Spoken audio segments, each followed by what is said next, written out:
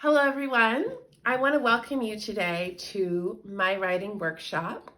And the writing workshop that I have pulled together for you is very important to me. And I have personally worked with several different students across the preschool realm.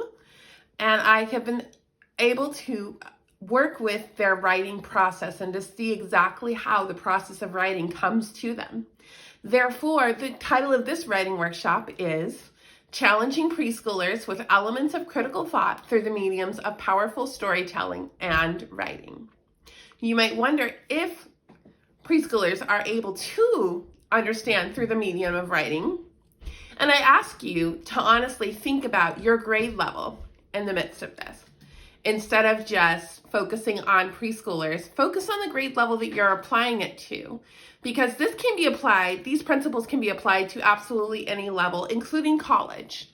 Looking at how we can take what seems to be simplistic pre-writing and turn it into the process of writing in terms of challenging higher expectations through higher level thought. So as I introduce you to my beautiful experience that I like to share with you guys and my knowledge of how to teach writing, I want you to think about your grade levels. Now, there are some specific ways that I want you to think about this. First of all, I want you to be able to think about it in terms of preschool for today. And we're going to do that by reframing our developmental knowledge of preschoolers through the research-based experiences. And we're going to do that through examining the NCTE and the National Writing Panel standards. And then we're also going to be looking at applying a program of what it is to be a writer. We're going to be looking at exactly what writers are composed of. Is it possible for a 3-year-old to be a writer? These are the types of questions that I want you to ask as we go along in this writing workshop today. All right, so first of all, we're going to go ahead and start. Greetings, everyone. Before we begin, I want you to think about what is a plot. When I say the word plot, you might think about something that happened in your most favorite movie that you've seen recently. I mean, I know it's been COVID and it's been closed down a little bit, but before COVID hit, what was your favorite movie that you saw? What was the plot that you experienced? Do you have a favorite book that perhaps you were able to read that has a favorite plot in it? I want you to think about the elements of plot. What I'd like for you to do right now is to go ahead and put down on a piece of paper what plot is to you. And that's going to go on the front of the paper.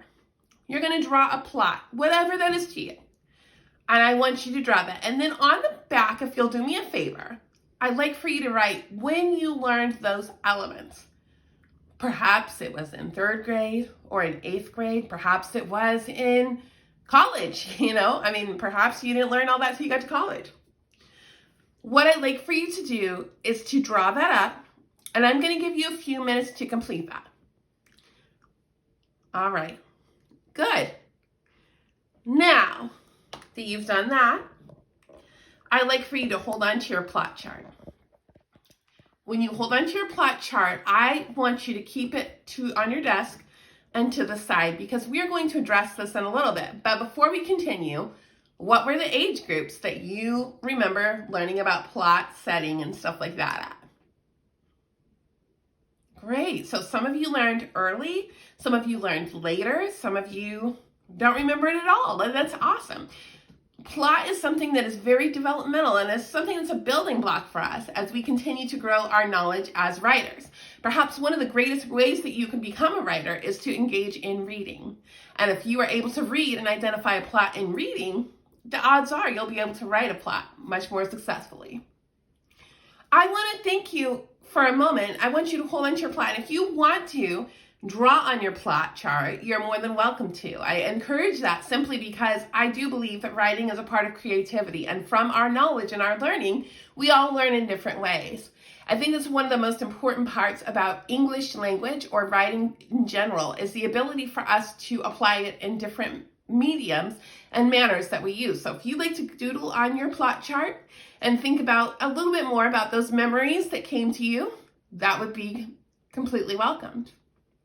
Now, I want to talk to you about storytelling. Preschoolers begin storytelling at a very young age. And, I think it even becomes before the preschool experience, which could be seen in 2-year-olds. And I want to point out that one of the ways that we encourage our students through writing is through having them use a book or a basis of a plot and then use critical analysis to turn it into something that they are more than aware of. Today, we'll be looking at a book that is called The Real Story of the Three Little Pigs and having ourselves analyze it in terms of what children are thinking. Of course, we'll look at examples of what children have done with using that book and other books in particular. And we will look at how storytelling through challenged thought may uplift our preschool students. So I'm a person who believes that preschoolers are not simply minds that need to be filled.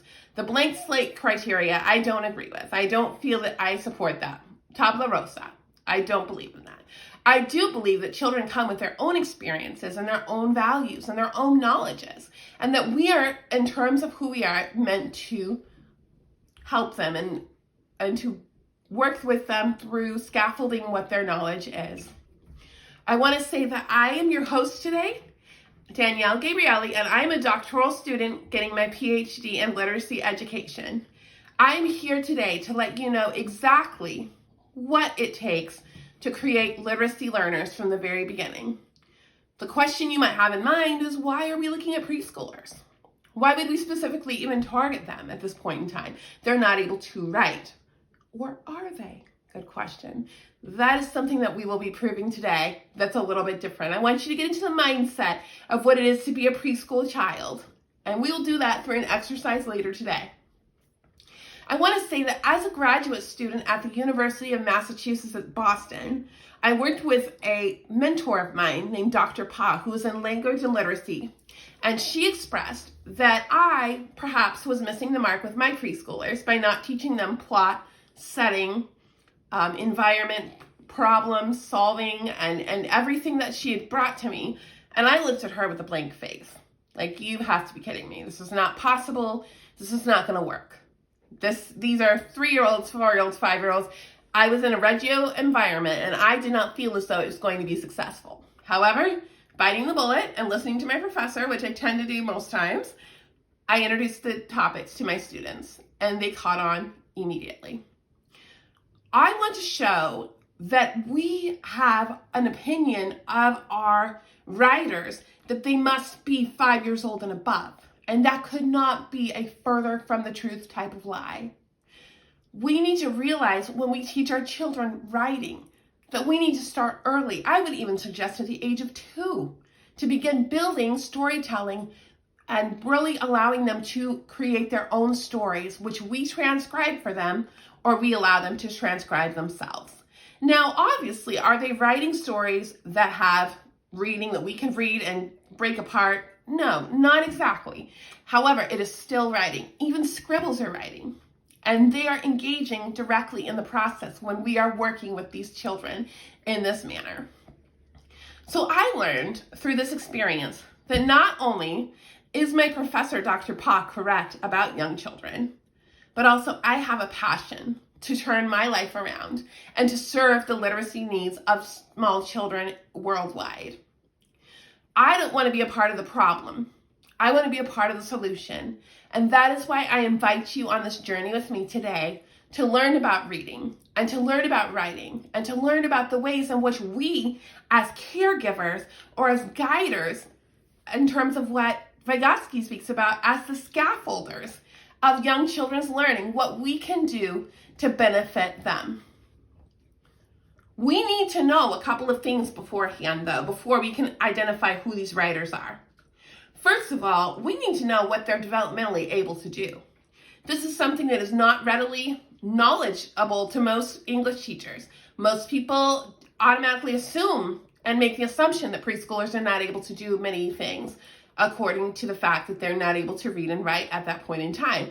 However, the brain development in young children is absolutely beautiful, and we will be touching on that today and what children are able to do in terms of writing. These are writers. These young children are writers, and I invite you to open up your vocabulary today and to realize that yes, young children can be writers. Young children can engage in the writing process. I want you to think about that. And I want you to think about not judging a particular population of not being writers or appropriate writers. I want you to think about perhaps a niece or a nephew. Maybe you've taught a child in early childhood. The point of this workshop is to illuminate your life so that you are able to see exactly what is expected of children when they can, on what levels they can rise to. The challenge that I add here today is not just asking them to create a story. It is asking them to create a story based upon higher level thinking. Many times we assume that higher level thinking means 8-year-olds and above. However, I have witnessed time and time again, child after child linking onto higher level thinking and being able to engage in materials that benefit them in the most spectacular ways possible. It is our job as educators and as people who are helping our students to move through this process to begin to view ourselves as the guides. The children will lead us. It is not enough that we ask them to retell a story. That is not enough. That is currently in many areas what is happening in the preschool environment today. Children are read a story and asked to retell it.